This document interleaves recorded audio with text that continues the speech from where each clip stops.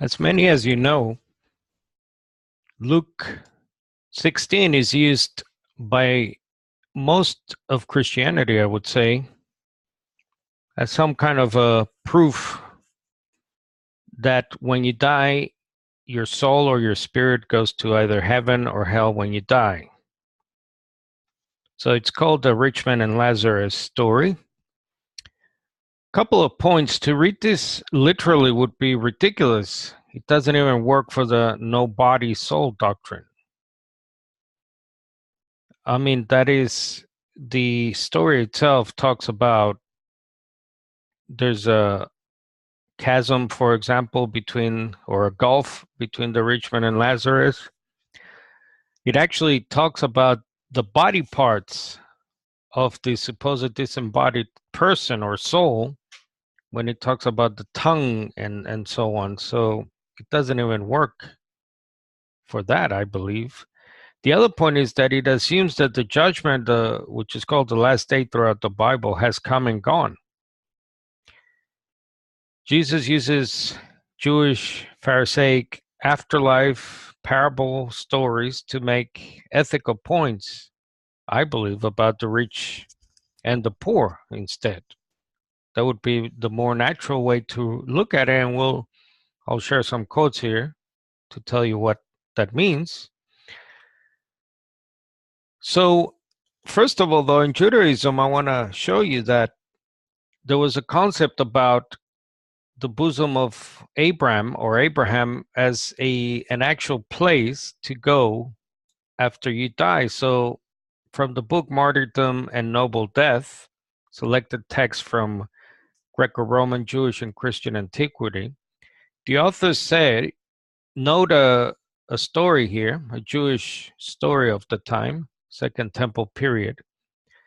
So the Jewish woman says, by the life of your head, Caesar, let the sword come upon my neck and upon his neck together. So this is a story about a mother with her sons who are being martyred.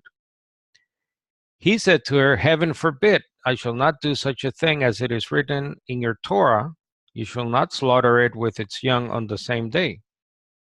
The child said to him, Caesar, so the son of the mother here, wicked one, have you perhaps fulfilled the whole Torah except this verse alone?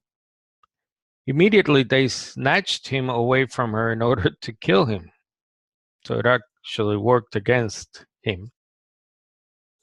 The mother said, my son, may your heart not faint, may you not despair, you're going to your brothers. You will be seated in the bosom of our father Abraham. And tell him in my name, you built one altar and did not sacrifice your son, but I built 7 altars and sacrificed my sons on them. And for that matter, yours was merely a trial, but mine was a fact. So the point here is that there were Second Temple Jewish people with stories regarding this bosom of Abraham, which is cited in the Luke story or parable, as a place where it was sort of a wishful thinking on the part of the Jews that they would go to find rest. I want to show you here another quote from the Pentateuch according to the Talmud, Genesis, by a rabbi called Paul Isaac Hirschon. So he notes this other story in a Pentateuch tradition. Naked came he into the world, and naked he leaves it. Would that the departure were as innocent as the arrival. When the congregation is in trouble, let not a man say, I will go home and eat and drink, and peace be upon thee, my soul.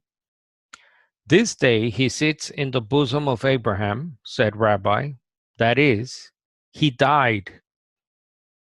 So that's an interesting story there, commentary from Second Temple period, where the bosom of Abraham is synonymous, is equals being dead.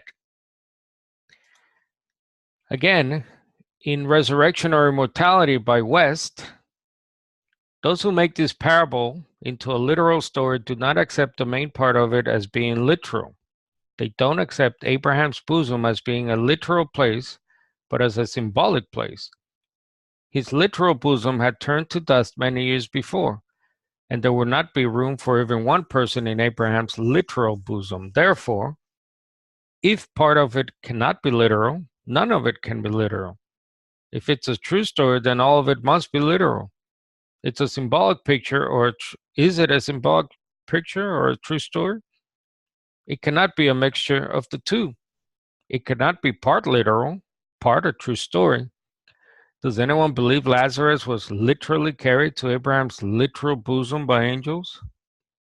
Many want to make this a true story and not a parable to use it to prove hell or the grave.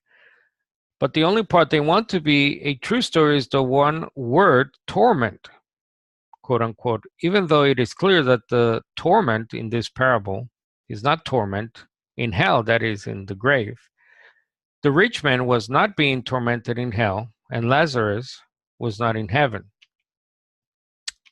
Furthermore, the Indictment of Eternal Torment book by Slaub, he says, we want to know if this was a real experience, and if it teaches the condition of the dead, let it be remembered then, according to the philosophy, that they are spirits.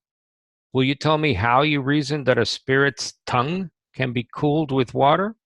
Oh, you say, that represents. Hold on, no representations go in a real circumstance. If you say it's real, stay with it. This policy of making it half literal, half figurative, just because there's an end to gain, is fake. It therefore represents nothing.